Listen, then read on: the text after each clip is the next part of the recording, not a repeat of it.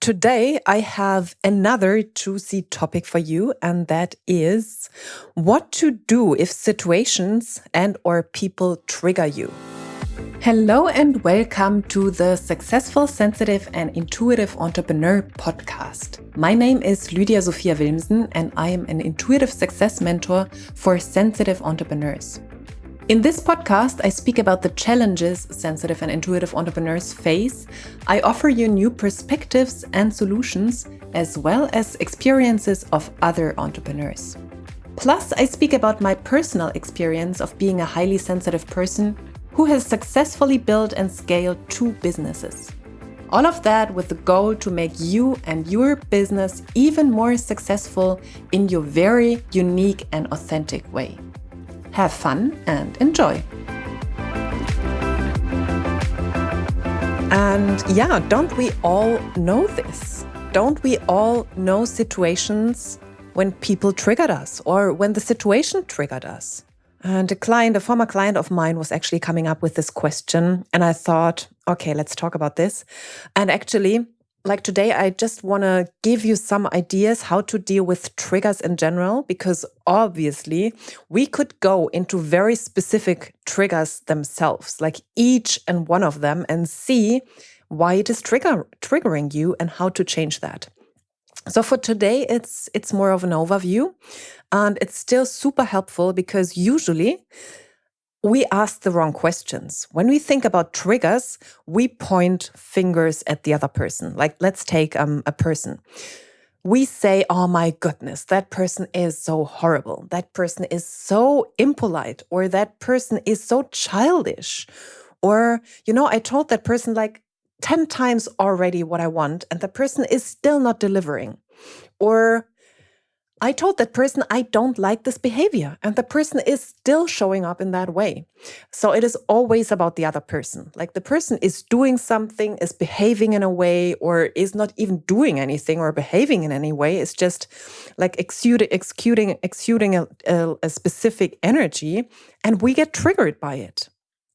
And I love this, pointing one finger at the other means like 3 fingers are pointing back at us. So yeah, there is a lot of truth in it. So when it comes to triggers, it is really not about the other, it is about you.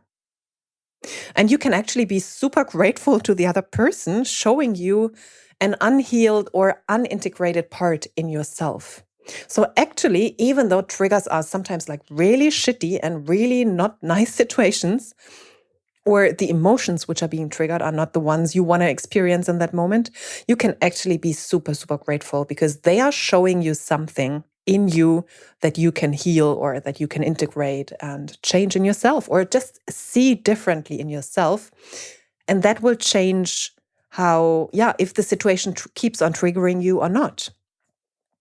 Basically, a trigger is the behavior or the being of another person creates emotional reaction in you. Once in a while, that's fine. Like if someone says something and you get super angry, it's a healthy emotion per se. It just means, okay, there is something I dislike. I'm going to go for what I need and what I want. The thing is, if it's a pattern, if you get triggered by the same thing over and over again, like you get angry all the time at a specific habit or a specific behavior of other people, and it's just too much because you're angry all the time, or sad, or feeling unfulfilled, or you feel you're not being seen in the right way. So if it becomes a pattern, or if you can see a pattern that this is happening like more frequently, then it's something to take a look at. Or you can also see it in that way that you keep attracting the same situations and the same kind of people who then trigger you in a specific way. So it's not about the other person, it's about you. Either the emotion, which is being triggered again and again, or that you seemingly attract the kind of people who then trigger you. So, because we can say, of course, you're not responsible of what other people do. However, you're responsible of what you let into your life. If you let people into your life who keep on triggering you in a specific way, that's on you. So it is always, like the finger is always pointing back at you, and not in a way to make you feel bad. Or like, I'm not saying that so that you feel judged or something. It's not about that. It's really about taking your power back and see that triggers can show you so much about yourself and actually help you to change and help you to go to a next level in your personal lives or in your business life. So that's the general overview on triggers. And now the question is what to do with them. And the most important thing really is the awareness, to become aware that there is a trigger. Very often this happens unconsciously, like things happen, you become very angry and you're not even aware that this happens more often. You always think like, why is that person so shitty? Why does that person have this strange behavior? So the first step really is awareness, like, this kind of behavior keeps on triggering me. What is going on in me? Or I keep on meeting people who have all the same strange character trait that I really dislike. Then again, why is it that all those people end up in my close proximity? What is it that I am being shown this character trait over and over again? And then I want you to become very, very curious about the trigger itself. So detach from it and just look at it, observe it, and see what is happening. What is the pattern there? And I want to give you some ideas how to understand what is happening, what the trigger actually is. And then you basically be the detective in your own life and figure out what is applicable in your situation. So it could be that it is something. So for example, a person behaving in a specific way that really triggers you, that you really dislike. So it could be something that in an overstated form disgusts you in yourself. And you really have to go deep for that. It's very often it's not visible on the first view. You really have to dig a little bit deeper to become aware of that. So it could be something that is being shown to you in a very exaggerated way, in a very overstated way or form. And it's actually something deep down inside that you have this in yourself and you really hate it in yourself. But it's easier to point the finger at the other person and say, I hate this behavior. It's really like, why is that person doing that? And actually it's triggering something in you. It's resonating with something in you that you dislike.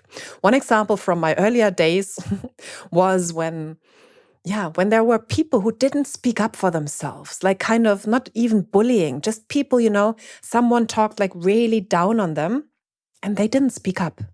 And there was part of me who didn't do that for myself. So there was like some behavior I had in myself and I really disliked in myself, that I couldn't stand up for myself or not in the way I wanted. That I was very silent and I just let other people talk in a specific way to me that I actually wasn't okay with, but I didn't say anything. And I didn't address it in myself, and instead it was being mirrored to me in the outside world. And I really hated it, how that person didn't stand up for himself or for herself. So actually it was not about the other person, it was about me. A behavior was shown to me that I had very deeply hidden in myself that I really disliked about myself. And sometimes, we can go like into epic width here. It can, like, if you go into really traumatic things, oh no, das machen wir wieder weg, das wird zu kompliziert. Or it could be something that you secretly wish you had as well. So you either you secretly wish you had yourself, or even unconsciously. Sometimes the behavior in another person, perhaps in a very exaggerated way, is something we secretly long for. For example, if you're bitching and whining about very girly, like this was such a thing especially for strong women. I had this myself. And I know many people who have this dislike or even disdain for women who are very girly and who are very don't do anything by themselves. They are just the beautiful looking, kind of seemingly dumb person, which most of the time they are not. They are highly intelligent and who choose to just sit on the side of the car and being like the nice little bunny of the guy or something. And when you dig deeper there is a part in you, like perhaps not in you, but just as an example, that secretly admires that, but you can't be open about it. Like you can't even accept this in yourself nor in the other person. And it might not be that specific behavior, just a part of this way of like, oh, I just surrender. I just am. I don't have to do anything because just through how I show up, men do everything for me. And this was such a big part, especially in strong women who learn to be independent, who learn to do everything by themselves, that they secretly yearned for someone to take the lead, for someone to just pleasure them, for someone to just be there for them and read every desire from their eyes or something.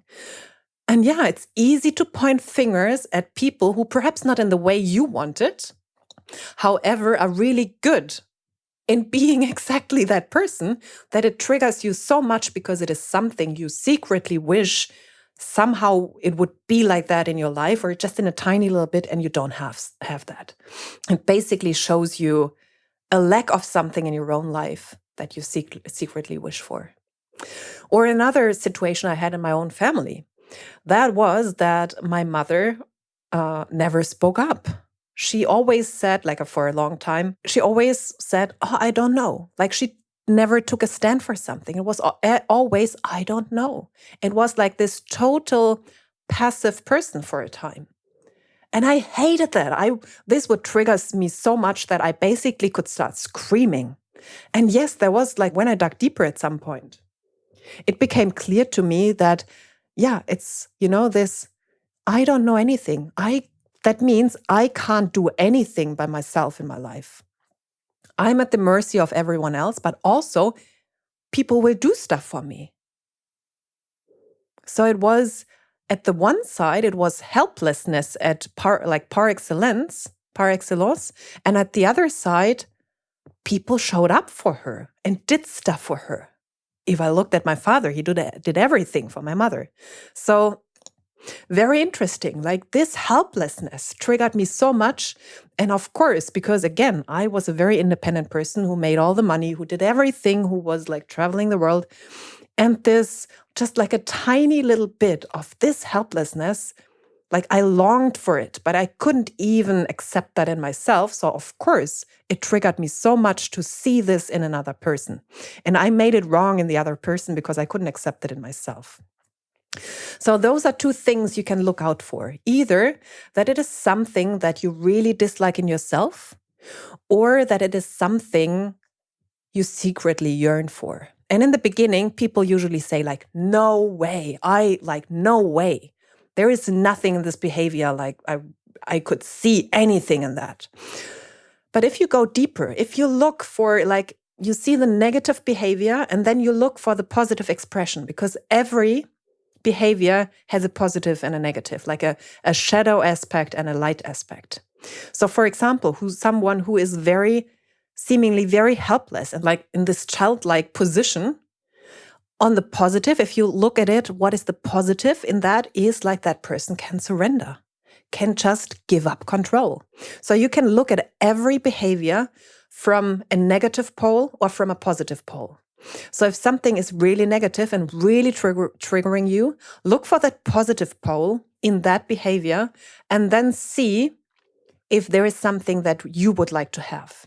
Or if there is something, I had this with a former client. She really hated people who were like kind of impolite. They said like, they weren't really friendly, asking, oh, how do you do that? They were really upfront and kind of impolite. And it triggered her so much. It triggered her so much that she basically couldn't work the whole day anymore. So that's really not helpful if you have such kind of triggers in your life. And we figured out, or she figured out at some point, what the positive is in that behavior that she was lacking, that she was actually she actually wanted to have more of that in her life, but she didn't. And that was this kind of just stating and going for what you want. That person just didn't give a fuck about the opinion of other people. That person just went for what he wanted in his life, and he didn't care about the opinion of others. And my former client, she was longing for that. She was longing, not being like impolite to other people, but she was longing for not giving a fuck anymore. Like she gave a fuck about everything. Opinions of others were so problematic for her. Like she was always creating her self-worth around opinion of others. But it was really the opposite of freedom. And she didn't want this anymore. So that was a perfect example of a behavior of someone when we just see the trigger, when we just see, that's bad behavior, that we miss out on a whole opportunity of change in ourselves. And funny enough, people who used to trigger us don't trigger us anymore. When we deal with that internal crap in ourselves, how other people behave doesn't really trigger us anymore. So very often a trigger like really connects with this lower self of yours, with unexpressed emotions, with unexpressed anger, hate. Like if you see someone who can be like very loud, very dominant, and perhaps even showing his or her anger. And if you have such a problem with that, it might very well be that you are not expressing anger that you have deep inside of you. Usually what you're hating in someone else really attaches to some emotions you have lingering in yourself. The same with hate or with limiting thoughts, limiting beliefs. They're just being mirrored back to you from the other person. And then there is the thing, what I mentioned before, if someone does something you dislike or doesn't do something you would like them to do, it's the same scenario in the case that you put it on the other person. You put on the other person like how you feel, or you give your control to that person how you feel. You give your power away. So your job is either to communicate your needs, to communicate what you want.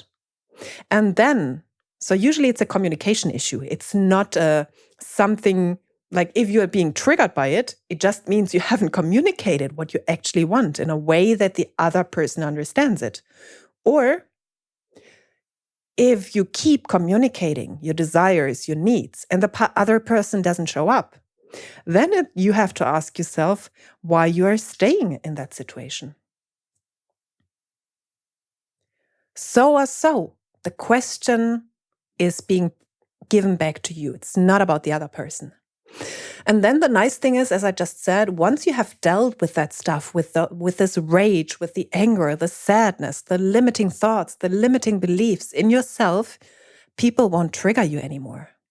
And even like I speak a lot to obviously highly sensitive people here. And for example, for me, it used to trigger me so much, like noise used to trigger me so much. It physically hurt me. And also, but there was emotional attachment to it as well. So for example, if there was a loud biker on the street, it put me in rage. I could have killed that person. So that was obviously a total overreaction. And I had to deal with like, why does this make me so angry besides the very loud noise? And there was a lot around like, why is that person not taking care of like his surroundings and of other people? Why does he not give a fuck about how other people feel? And I had to point that back to me. Why, like, where in my life am I not taking care of myself or of other people? So there are always really great questions around triggers that you can ask yourself. And once I solved that for myself, that question, once I always started pointing the finger back at me. For example, now those bikers, I can just laugh. Like, I actually do like them, kinda. I think they are funny, and it's still sometimes it's like mild annoyance, but like, that's all there is left. And I just close my ears. I know it hurts my ears, but also that has gotten better. It's still super loud, but with letting go of the emotional attachment to this, like, that person is not taking care of his surroundings and stuff like that. Also the physical, like, hurt has gotten less. So, yeah, trigger, like start seeing triggers in a positive way. They are actually pointers at what you can still heal in yourself. And it's not that I want to say that you're broken. It's not about that. It is just personal development. If you want that this behavior stops from other people, look at yourself. And it will stop in the way that either you're not resonating with it anymore, so either you don't see it anymore, or it just doesn't interest you anymore. It has no emotional attachment anymore. The person can go crazy, play the clown, play the child, play the whatever, and you're not playing the game anymore. You look at that person and you say like, yeah, it's up to them. If they choose to be that person now, that's totally fine with me. It does not have any attachment to me. It does not have any effect on me, basically. And this is a powerful, powerful place to live in. It actually is pure freedom. Like, you are not triggered. And the same with situations. I didn't mention situations yet. Like the situation we have right now. For example, I'm a freedom-oriented person. So the situation we have right now in COVID-19, like now the whole year of 2020 was like basically a little bit the opposite of freedom as I was used to. And still, as long as you have this inner freedom and inner power, nothing can really be taken away from you. And also things that happened, like which triggered me very much, because I am a lot about liberty and not taking away that from people and stuff like that. And when I looked into why is that triggering me so much, I could actually get a next level of spiritual, not enlightenment, but spiritual awakening on that. So a trigger is basically a blessing in disguise. If you start seeing it like that, you let go of fear and you can learn so much about yourself and you can change so much or heal so much in yourself that not only you benefit, you can heal generational trauma with that. So your kids will benefit, your whole family will benefit, your friends, your partners, like your clients, everything, everyone. So this was a little overview and deep dive into triggers. And I think if you want to share some specific triggers with me, just send me a message and I can make a podcast on specific triggers. So if you say, oh my goodness, I have this stepmother and she says X, Y, Z, and this drives me crazy. So if you have a scenario like that, share it with me and I might make a podcast episode out of that. So much for now. If you have any further questions, if you're interested in working with me, reach out to me, send me a message, and then we'll talk. Much love to you. Did you like this podcast episode? Then I would be super, super grateful if you gave me a 5-star rating and review on iTunes. Super helpful. And please subscribe to the podcast and share it with people who you know can benefit from it. You can find all links to my social media profiles, my website, and contact form in the show notes. And whenever you're ready to take a next step, and that means you want to live a life of more on all levels, then send me a message with where you want to go and what is keeping you where you are, like what keeps you stuck at the moment. And then I'll get back to you as soon as possible. Thank you for listening, and until the next episode, much love to you, Lydia.